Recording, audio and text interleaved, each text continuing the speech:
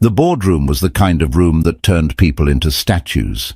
Everything was engineered to intimidate. The table, a river of dark wood, the lights, a constellation of controlled brightness, the skyline framed behind glass like a trophy. Alexander Drake liked to think the room obeyed him. He had built a life on the illusion that rooms did what he wanted. Vivienne Cross lounged in a caramel leather chair with the ease of someone who never worried about gravity. Her gown, too sumptuous for a workday, just sumptuous enough to signal that the gala was 2 nights away, caught and broke the light in 1,000 calculated flashes. At the far end, Marcus Langford absent-mindedly rolled a Mont Blanc pen between his fingers, the faint click, click, click drilling into the silence. "Numbers look clean," Marcus said, not looking at the numbers. "If the Japanese merger lands, we'll have this quarter's headline." "We will," Alexander said. He didn't add, "We have to." The firm, Drake and Langford, was addicted to motion. Every deal had to be larger than the last. His father had called it the treadmill of respectability. His father had died before he could fall off. Vivian set her phone face down, screen flashing with messages she would pretend not to see. "Speaking of headlines," she said lightly, "the guest list is begging for a little flair. Everyone will be watching." "Everyone always watches," Marcus murmured. He was watching Vivian watch Alexander, a triangle made from polished steel. Vivian's smile lengthened, polite as a blade. "Have you decided about the novelty invite?" "You mean my ex-wife," Alexander said. He didn't say her name.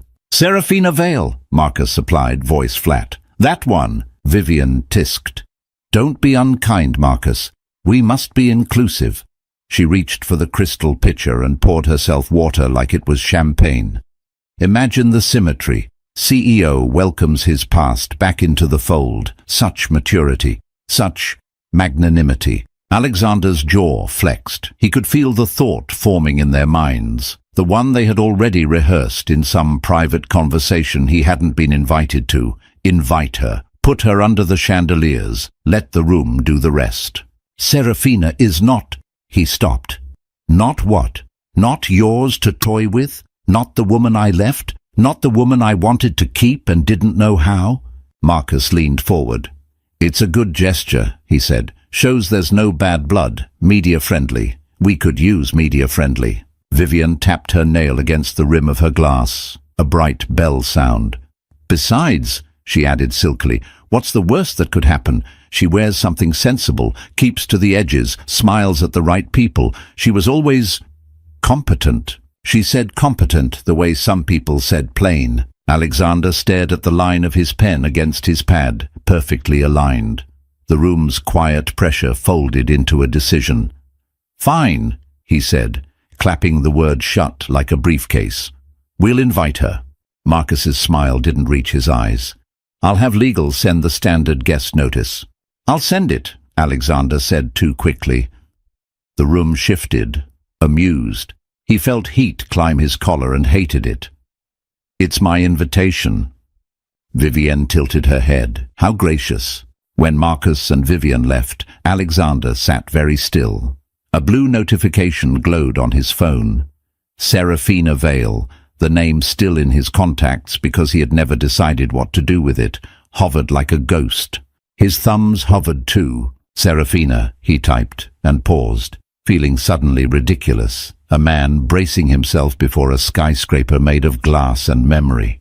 "The firm is hosting its annual gala Saturday at the Grand Meridian.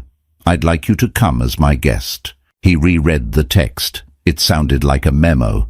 He deleted "as my guest" and typed "I'm inviting you" and deleted that too. He erased the whole thing and started again 12 times until the final version was a clean, surgical note that told the truth only by omission. "We're hosting the annual gala Saturday. I'd like to extend an invitation. A." He pressed send and stared at the tiny delivered. In the glass, his reflection looked like a man made of angles and good decisions. He wondered when he had started believing good decisions and kind ones were mutually exclusive. Across town, in a walk-up that smelled of coffee and old books, a phone buzzed on a kitchen table. Serafina Vale held it like a live wire. She read the message twice, then once more. She didn't reply. Not yet. The kettle began to wail. She took it off the heat and watched steam spiral against the chipped white tiles. The same tiles she had scrubbed the night she left him. The same tiles she had scrubbed the night she learned how to live alone. Serafina made tea in silence and let the cup warm her palms. On the bookshelf, a blue velvet box sat like a quiet dare. She didn't open it. Not yet. The phone buzzed again, this time with a friend's message. "You okay?" Lila always felt tremors through walls. Serafina typed back, "He invited me to the gala." A beat, and then, "Are you going?" Serafina glanced at the velvet box and at the corner of the room where a stack of reports on literacy outcomes in the banlieues of Paris leaned, still awaiting edits. Her life had become a series of gentle obligations she had chosen. She had designed it that way, a garden after a storm. "I don't know," she wrote. "I thought he wouldn't think of me at all." She set the phone face down and steadied her breath. Behind her ribs, something old and sharp turned over. Not quite pain, not quite nostalgia. A cat winding its way from the dark toward a warm window. She didn't reply to Alexander. Not yet. By morning, the rumor had found a voice. Assistants pinged assistants. Cards were updated. Whispers drifted like perfume through lobbies and elevators. The ex-wife was coming to the gala. Or not. Depends who you asked. Everyone asked. Vivian orchestrated the music of it with obscene grace, letting a drop of speculation here, a sliver of disdain there. It would be so sweet if she came, she told a client over lunch, for closure. She made closure sound like a door closing gently on someone's fingers. Marcus was practical about it. "If she comes, he told the communications team. "If she doesn't, we pivot. Either way, spin it." "Should we prepare a photo op?" the junior asked, cheeks pink with ambition. Marcus's gaze cooled. "We should prepare a fire extinguisher." In her apartment, Serafina cleaned. It was what she did when she didn't know what to do. She lifted the velvet box, finally, feeling the weight of it anchor her to something she had almost forgotten. The woman she had been before the boardrooms, and the hush money check that wasn't offered, but would have been if she had asked. She opened the box the way one opens a letter from a lost friend. The midnight gown inside unfurled between her hands, soft and steady as water. She had bought it years ago for a gala she never attended, the one where Alexander had asked her not to come because a more strategic image was necessary. She had smiled and pretended not to bleed, and then she had stopped buying gowns. The dress lay across her bed, a landscape of nights she had survived. Serafina touched the seam, thinking about Paris, the apartment she had shared with 2 lawyers and a speech therapist, the cram of books and mismatched mugs, the hallway filled with flyers in 5 languages. The program had been ambitious and messy, championed by stubborn women and a few decent men. She had become good at collecting people across borders and stacking their skills like bricks until a wall turned into a doorway. That had been the life she built after the life she left. She had never looked back at the skyscraper in the city center. She had never looked back at the man who lived at its highest point. She texted Lila, "If I do go, it won't be for him." Lila called, "Then why go?" "Because they think they know who I am," Serafina said, surprised at how calm her voice was. "Because I want them to know they're wrong." "Wear the dress," Lila said warmly. "Wear the better version of your life." Serafina laughed. "It's just a dress." "It never is." The phone beeped with an incoming email, a journalist named Rowan Pierce, requesting a profile on unsung leaders in civil society. He had heard about the Paris program. "I'll call you Monday," Serafina wrote back, then deleted it and typed, "Let's talk next week." She didn't want to step into anyone's story on Saturday. She wanted to carry her own. That evening, the sky threatened rain and delivered none. Serafina stood by the window watching the city lights grow nervous. She thought of Alexander's text, the clean efficiency of it, the absence that was a language of its own. He hadn't apologized. Perhaps he didn't think he needed to. Perhaps he didn't think this had anything to do with apology. She texted back, "I'll come. S." In the glass, she saw only herself. A woman in a soft sweater. A woman holding a choice like a blade she could decide not to use. She returned the dress to its box and slept the sleep of someone who has rehearsed a battle and knows she will not die from it. Across town, Alexander stared at her single-sentence reply. He felt the strange mix of relief and terror known only to men who have passed a point of no return and are only now realizing what point it was. He turned his phone face down and told himself it was just an event. He told himself that 23 times and believed it on the 24th for the length of one breath. The Grand Meridian was a palace pretending to be a hotel. Chandeliers floated like constellations, marble floors made the sound of polished certainty, and the air smelled the way money imagines it smells, lilies and citrus with a hint of entitlement. Photographers grazed along the edges of the ballroom like patient sharks. Vivian stood at Alexander's side, dressed in a liquid gold sheath. "Smile," she whispered without moving her lips as flashbulbs bloomed. "This is our town." "It's a city," Alexander said. "It's ours." Marcus materialized, trim as a verdict. "Our Japanese delegation is en route. Try not to scare them with improvisations." Alexander's gaze slid to the entrance. He wasn't watching for anyone, he told himself. He was merely surveying. The music shifted from strings to something that thought it was jazz. Conversations rose and fell like gulls. Then the doors opened. At first, nothing happened. The light, however, changed tone, as if someone had laid midnight across the threshold and asked the chandeliers to make an honest attempt. Serafina stepped through the doors with the deliberate calm of someone who refuses to perform awe. The gown was midnight without apology. Her hair fell in dark waves, the kind that move only when they have something to say. She wore small earrings that caught the light like punctuation, decisive and insufficiently impressed. A hush rolled across the room, the first honest sound of the night. Alexander's chest tightened in a way that felt adolescent and humiliating. He hadn't prepared for the simple fact of her beauty because he had told himself that beauty was the least of it. He had forgotten how it announces itself. "Ah," Vivian said. The syllable had 1,000 meanings. None were kind. She dressed up. Serafina did not pause to gather courage. She had brought enough. Her gaze traveled the room like a scan for exits, and then found Alexander. She crossed to him without hurry, her presence bending the distance between them like heat. Marcus's smile hardened. Vivian's hand tightened on Alexander's forearm until pain flared, electric and cheap. "Alexander," Serafina said when she reached them. She didn't offer a hand. "Thank you for the invitation." "Serafina," he managed, aware that his name in her mouth had once been a shelter and now sounded like an address. "You look—" He stopped. The adjectives that arrived were wrong. Different, well, devastating. He picked the only one that didn't embarrass him. "You look good." "Good is honest," she said softly. "I'll keep it." Vivian smiled with all her teeth. "Serafina Vale," she said, tone sugared and salted.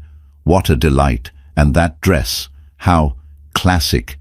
Did you find it in the back of a closet?" "In a box," Serafina said with a small smile that admitted nothing. "Some things deserve a second chance to be seen properly." Marcus chuckled as if he'd heard a joke in a language he pretended to speak. "How very symbolic." He flicked his eyes at a passing waiter. "Champagne?" "I'll take water," Serafina said. "I prefer to be clear." Vivian's laugh tinkled like a chandelier testing its welds. "Clear about what, darling?" "About what is real," Serafina said, "and what is costume." It should have been nothing, a small exchange among people who would forget the exact phrasing by dessert. But the nearest tables had gone quiet in a way that invited microphones. A journalist, Rowan Pierce, hovered a few feet away, the strap of his camera a black line across his shoulder. "Ms. Vale," Rowan said, stepping forward with the hum of someone who recognized a seam that would become a rip. "Rowan Pierce, Global Times. I've wanted to speak with you about the Paris Literacy Initiative. You were, if my sources are right, instrumental." Serafina turned to him. "It was a collective effort." "Collectives need centers," Rowan said gently. "Ambassador Leclerc speaks of you with gratitude. Henri?" Serafina's voice warmed with a genuine surprise that rearranged her face into something the room recognized as power that did not ask permission. "He recovered?" "He said he was tired of speech writing." A voice answered from near the entrance, lightly accented, unmistakably pleased. "Tired of speech writing," Ambassador Henri Leclerc said, stepping into the light, "but not of speeches that deserve to be heard." He crossed the ballroom like a man in his own home and took Serafina's hands, pressing them with an affection that ignored hierarchies. "Ma chère, to see you here." Vivian's smile crisped at the edges. Marcus forgot to breathe for half a second.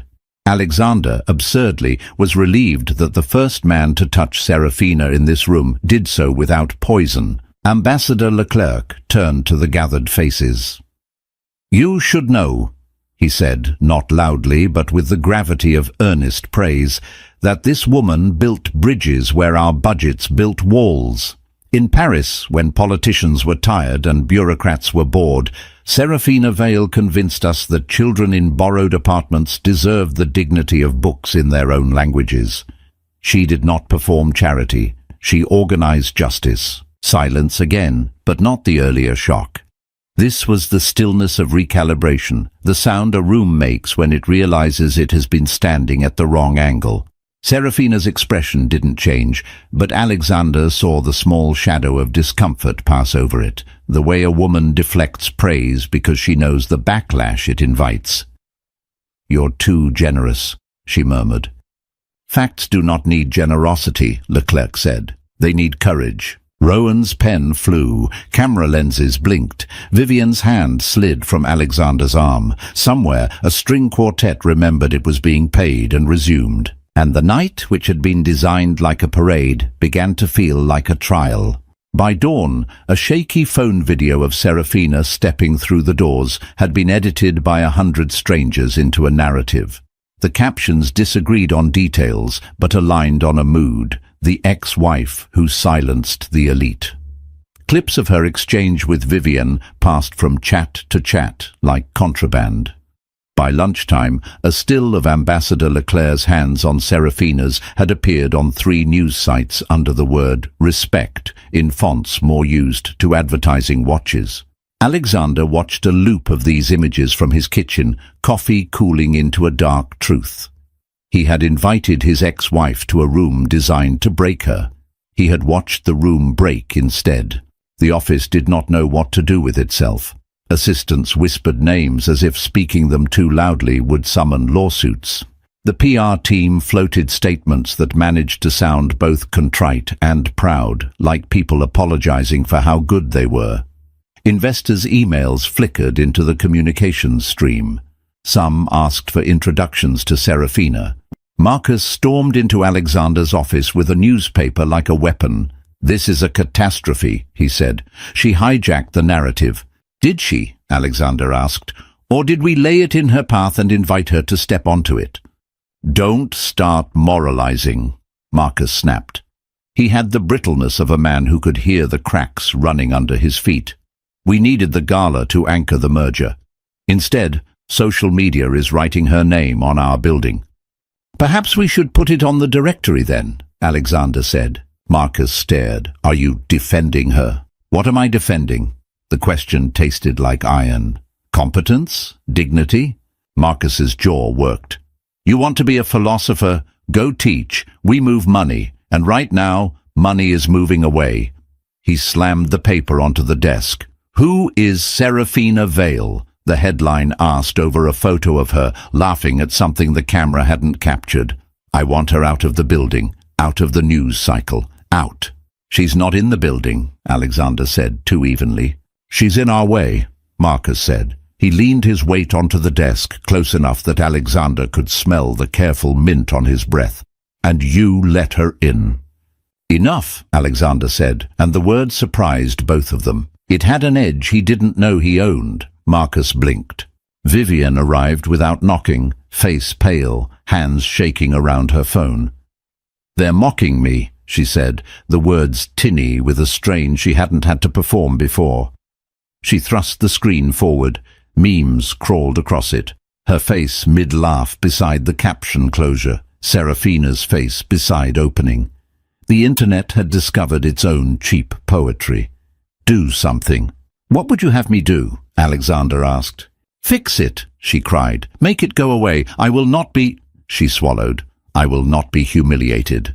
Alexander, an expert in moving obstacles, saw the one he had never been able to move, the part of Vivian that fed on humiliation the way some people fed on sweets, a treat she could never get enough of if it came from someone else's plate.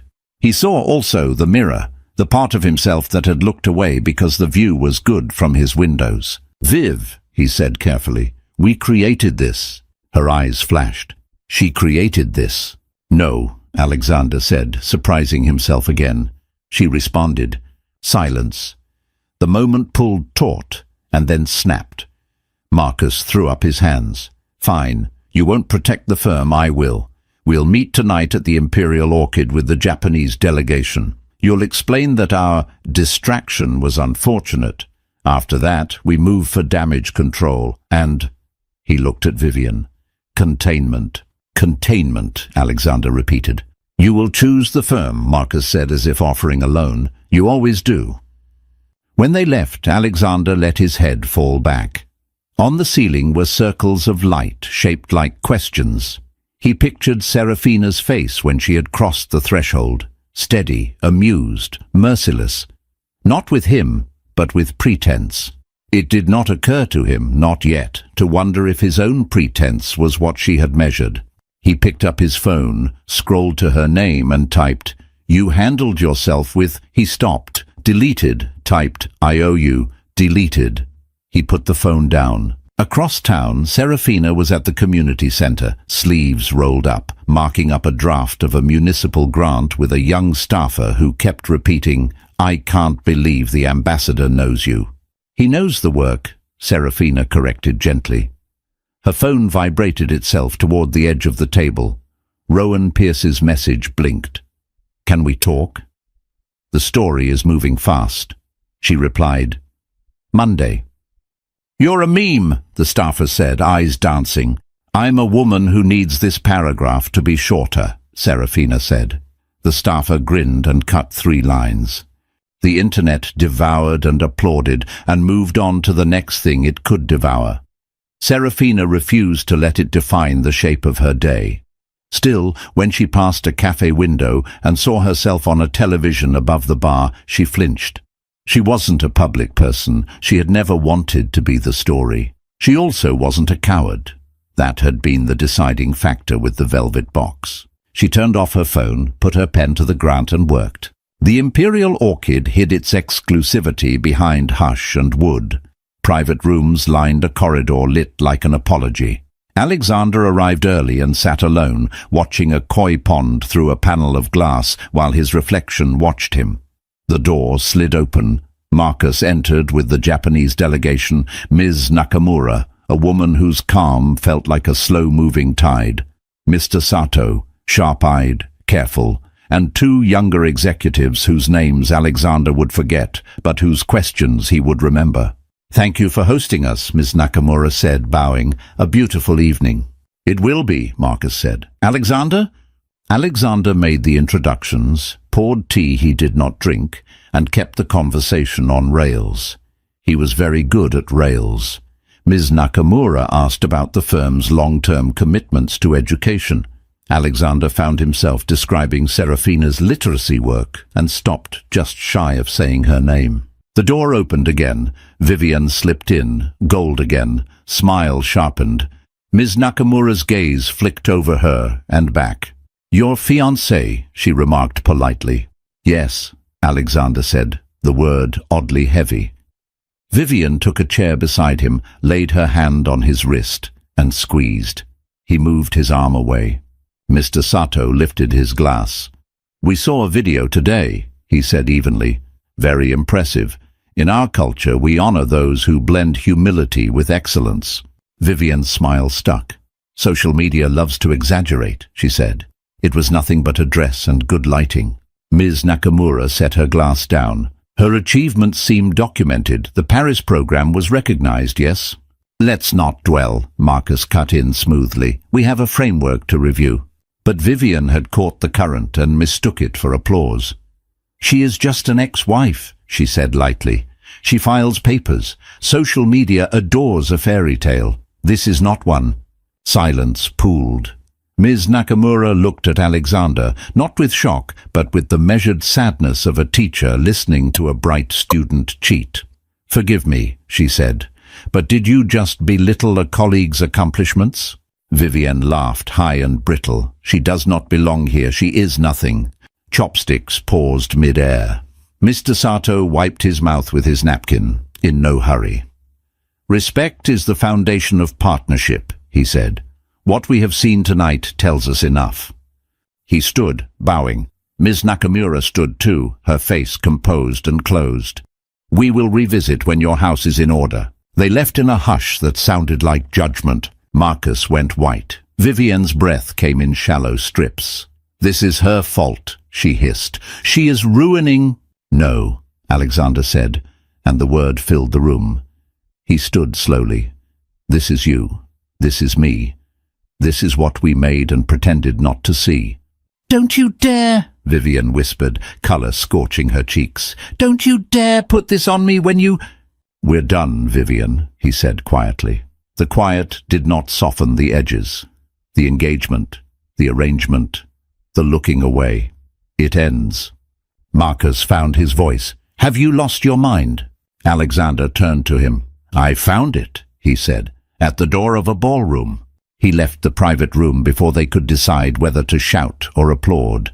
The corridor felt long and kind. Outside, rain had begun without drama. Alexander stepped into it and welcomed the shock of cold. It made him feel less like a statue. He did not know where he was going until he found himself at his desk at home, the city wet and attentive outside his windows, and he began to write. The words that had refused to be texts became paragraphs that were not press releases. He wrote what he had been taught not to write. "I was wrong. We were wrong. I watched good people be made small because it flattered my height. I used the word we as a shield and strategy as a disguise. I invited my ex-wife to a gala as a joke, and she arrived as the truth. When he slept, it was without dreams. 3 days later, the editorial ran on the front page of the morning paper because the editor smelled a bonfire and liked fire in the morning. A Necessary Apology by Alexander Drake. It was not legal. It was not safe. It was not, by any professional metric, wise. It was, by the measure of something older than metrics, necessary. He wrote of arrogance and the hunger for men to be seen as magnanimous while never risking splinters. He wrote of how easy it had been to let cruelty pass as banter when it was dressed in good suits. He wrote, "We invited a woman to be humiliated, and she humiliated our lies instead." He named no one but himself. He promised changes that would cost him. Effective immediately, he wrote, he was stepping back from day-to-day operations and installing an interim council to audit the firm's culture and commitments. He announced the formation of an independent foundation, seeded with his own equity, to support literacy programs, and he named Serafina Vale as its first chair. The building across town shuddered. Marcus read the article as if it were an assassination note written with a fountain pen. "He's finished," he told a cluster of partners. "He's improvising with dynamite." They wrote emails to lawyers that used phrases like breach of fiduciary duty and sought comfort in Latin. Social media did what social media does: praise and mockery in unequal currents. Activists clipped quotes and posted them over pictures of classrooms. 2 former assistants posted about a joke that had made them cry in a bathroom 3 years ago.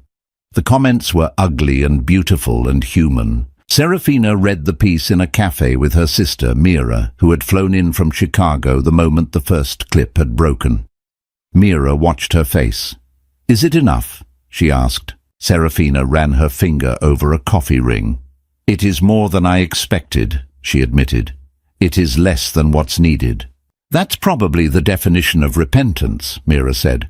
"It starts at less." Serafina's phone chimed, a message from Alexander. "Will you meet me somewhere without chandeliers?" She didn't answer. Not yet. She walked the long way home and stopped, as she often did, at the book fair in the Cathedral Square, a mess of stalls and rare editions, coffee, rain, laughter. The sky had repaired itself into a patient blue. She let her hand hover over a second-hand copy of Les Miserables, the kind with margins annotated by a student, and therefore more valuable to her than any first edition. He was waiting near a stall selling pamphlets on everything from tenant rights to bird migration. He wore no suit, which made him look oddly young, which made her angrier than she expected. She didn't want him to be young. She wanted him to be exactly the age he had earned. "Serafina," he said. The word sounded almost like a prayer directed at the wrong idea of God. "You burned your house," she said. "It was mold," he said, and this was unexpected. It made her laugh despite herself. "I'm sorry," he added quickly, as if he should apologize for her laughter too. "No," she said, sobering. "Not yet." He nodded. "I wrote what I could write," he said. "Not because I wanted absolution. Because the fiction was killing me."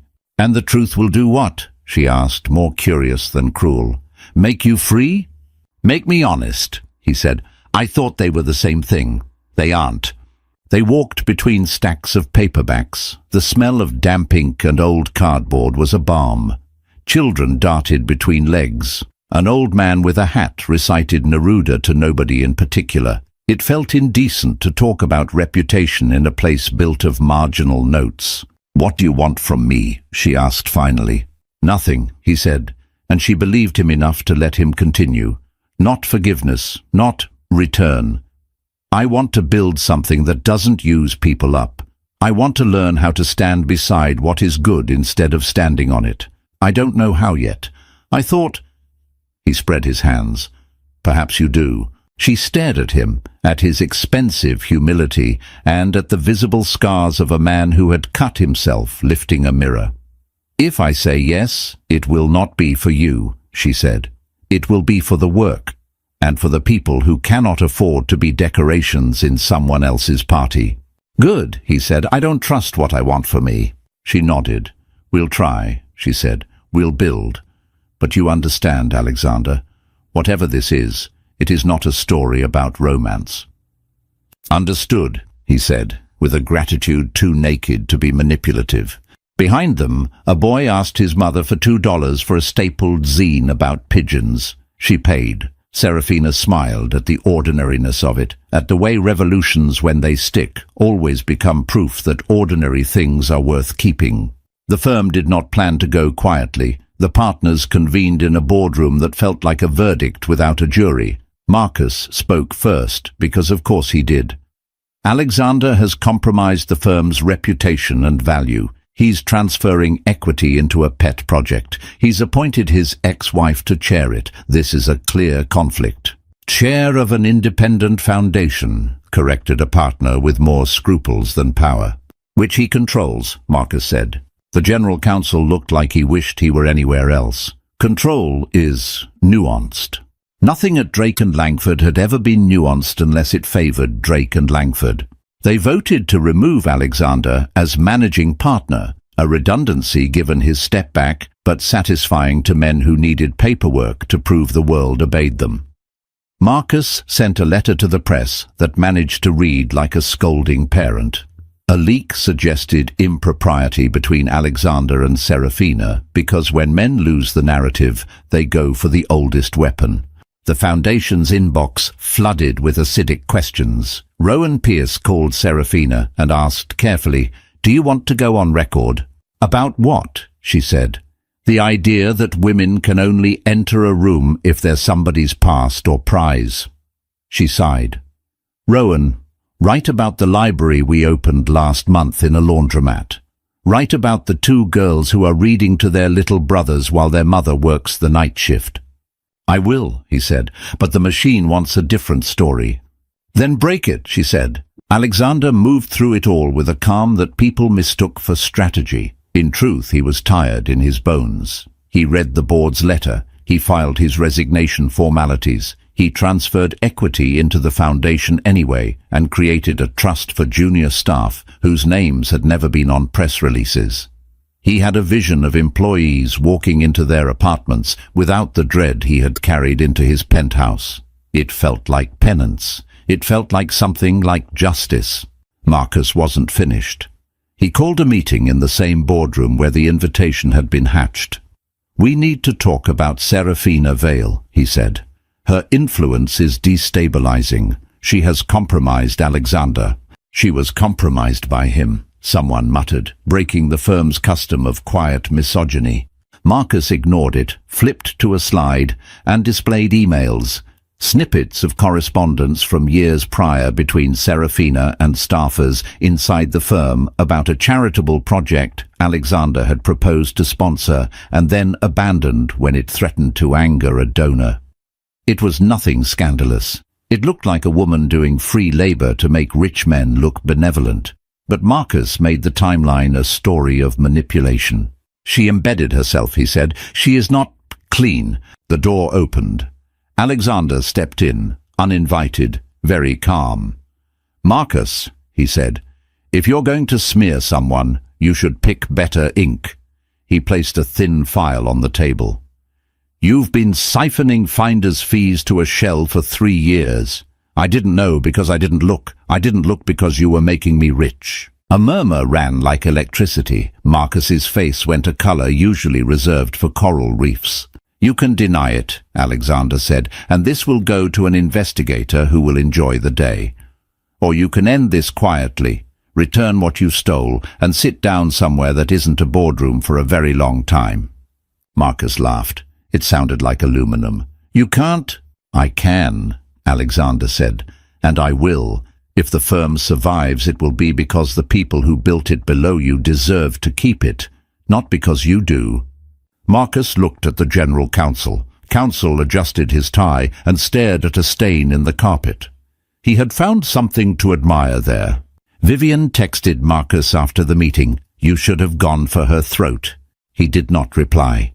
He was busy speaking to a man who wore a badge and loved subpoenas. That night, Alexander walked past the Grand Meridian purely to test his immunity. The doorman nodded. A woman in a cobalt dress laughed in a way that healed nothing but hurt less. He did not go in. He went to the cathedral square. Serafina sat on the low wall with a paper cup of tea and her back to the city's most expensive street. He sat beside her, leaving the distance calculations to her. They tried, she said. They always do, he said. They watched a girl teach her grandmother how to use a smartphone. They watched the old man in the hat pack his poems into a bag that had seen more winters than the rest of them. I don't know how to make this right, Alexander said. You can't, Serafina replied. Making it right would mean none of it happened. That's not on offer. All you can do is tell the truth and keep paying the bill. I can do that, he said. Then do, she said. Start tomorrow and the day after that. It's not a speech. It's a habit. He nodded. You'll lead the foundation. I'll lead the work, she said. You will make the phone calls I don't want to make. We will not confuse those jobs. He smiled. Yes, Chair Vale. Don't, she said dryly, but he heard the warmth she was not in the mood to deny. The foundation rented 2 floors above a grocery store in a neighborhood whose graffitied alleys had better stories than most annual reports. Serafina refused polished steel. She wanted wood tables, second-hand chairs, and a wall long enough to map every program like a constellation that obeyed none of the old physics. They called it the Vale Collective, at the insistence of a board member who argued that naming it after Serafina would force donors to admit what they were asking her to carry. She argued back and lost on purpose, because sometimes the fight isn't worth the bruise. Alexander arrived early the first morning and carried in boxes like a penitent. "There's coffee," he said, "and mugs." "We'll need more tables," Serafina said, glancing at the crowd of volunteers and staffers who were already building a library out of broken bookcases. "And a better printer, and someone who loves spreadsheets more than I do." "On it," he said. He meant it. He spent the day ordering supplies and the evening on the phone with city officials who had read his op-ed and decided to dislike him more but respect him differently. They didn't move fast because they refused to mistake speed for virtue.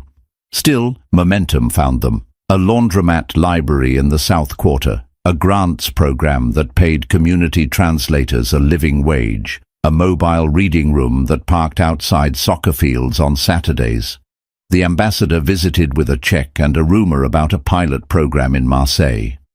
Rowan Pierce wrote a piece with the headline, "After the Fall, a Foundation," and filled it with interviews from women who did the evening shift after the evening shift. And then came the smear.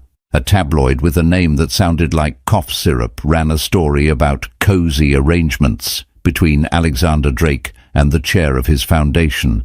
They printed a photograph of them sitting 3 feet apart on the cathedral wall, the caption dripping with implication. The old picture of Serafina at the gala next to Vivienne's meme-lashed face made a return. The internet did the internet again, donors called with nervous jokes. "Of course we support the work," one said, "but can you assure us that governance is proper?"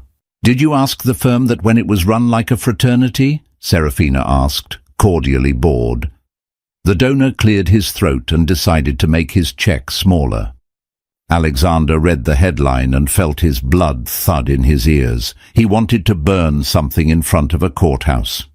He settled for writing a plain, specific statement about governance structures and the board's independence, and then he shut up, because he was learning. Serafina did not shut up. She went on radio and television and then to a town hall in a school gym and told the same story 3 times in 3 registers. "I was married to a man who lived in glass towers. I chose to leave. I chose to work. He is choosing now, and I'm holding him to those choices. If you want gossip, find a different theatre. If you want a place where your neighbour's child can borrow a book in her mother's language, donate to your local library. If you want to help us, you will not ask me to perform contrition for being in a photograph with someone I am not sleeping with." The clip did numbers. Privately, she and Alexander argued about messaging, about money. He wanted to prove he wasn't steering. She wanted him to steer when the road narrowed. They learned the rhythm of each other's competence the way dancers learn a partner's balance. Sometimes they stepped on each other's feet. Sometimes they startled themselves with grace. One evening, after a meeting with a city agency that had ended with the agency wanting a selfie, Alexander lingered by the window while the staff trickled out, leaving the room muddied with laughter and paper. Serafina was cross-referencing a spreadsheet with a handwritten donor list because she was the kind of leader who trusted both numbers and handwriting. "Do you ever miss it?" he asked the glass, meaning the firm, the certainty, the way rooms used to quiet when he entered. "I miss not thinking about printers," she said without looking up, "and sometimes I miss silence. Do you?" He considered. "I miss knowing what my job was," he said. "I miss my father believing I was doing exactly what he told me to do." She glanced up, surprised by the softness in his voice. "And now?" "Now I tell him things he didn't live long enough to understand," Alexander said, "and I try not to lie." She smiled. "He would have liked that," she said, though she had never met the man. They stayed late because that is how you build anything worth keeping. When they finally left, the street was empty of everything but the sound of their shoes and a cat that belonged to nobody and everyone. At the corner, they paused. "Good night, Alexander," Serafina said. "Good night, Serafina," he answered, and the names were not prayers anymore. They were simply ways to tell 2 people apart under a street lamp. Vivienne's last act came dressed as concern. An email arrived from an anonymous account with attachments, a series of internal memos from the foundation, selectively clipped, framed to suggest favors to donors in exchange for quiet support. It was a neat fiction built from true pieces, a reflection that could pass a hallway glance. Rowan called Serafina before she saw it. "You're about to have a bad afternoon," he said. "Do you want to respond on the record?" "Always," she said. "But first, I need to read what I apparently wrote." With the board's consent, the foundation posted the full memos within hours, with context, signatures and timestamps. They explained how grant-making works when you invite communities to steer the money. They explained a phrase, "trusted partner," that had been treated like a crime by people who have never trusted anyone but themselves. They did not insult anyone's intelligence. They assumed good faith and were therefore accused of naivete by people allergic to it. Vivian, meanwhile, sent direct messages to 3 donors. "You deserve to know the truth, darling." One forwarded it to Alexander, who stared at his phone a long time and then typed, "Vivian, go be extraordinary somewhere else." She replied, "You think you're better now?" He did not respond. He thought he was trying. Ambassador Leclerc stepped into the fray with a letter so clean it felt like mountain air. He vouched for the foundation's processes and for Serafina's stubborn insistence on putting mothers in the room when men talked about budgets. He wrote, "Your city will be measured by what it does with its most dignified citizens. Serafina Vale is one. Act accordingly." The letter was shared by people who never read letters. The donors calmed. The smear faded, bored by its own lack of traction. Vivian moved on to a new party somewhere with fresher prey. The firm, bruised and still standing, announced a structural overhaul with a seriousness that made Alexander unexpectedly proud of a machine he had once only loved for its speed. Rowan published his profile at last. He called it "The Woman Who Declined the Crown" and filled it with the details most profiles overlook: the chipped coffee cup, the midnight blue hem caught on a stair, the way Serafina writes names slower than numbers. He quoted Alexander once, and only once. "She taught me that apology is a verb you conjugate in public." On a damp spring evening, the Vale Collective opened a reading room on the ground floor of a public housing building. There were paper flowers taped to the walls, and a banner drawn by 3rd graders that read, "We read here," in 3 languages. Alexander arrived carrying a box of picture books he had bought without asking if they were needed, and was told gently that they were needed, and also that they would have bought them anyway. He felt useful and unnecessary in the exact right ratio. Parents drifted in. A teenager taught a child chess with rules that were clearly invented on the spot. A grandmother sat with a newspaper and read every word. Ambassador Leclerc leaned against a doorframe, hands in pockets, and smiled like a man who collects good endings. Serafina stood at the front with a microphone that didn't work. She didn't need it. "This began," she said, "as a joke told by people who thought they owned the room. Tonight it is a room owned by the people in it." Cheers, real and soft. She continued, "We will get some things wrong. We will get some things right. We will listen. We will not be perfect. We will be public."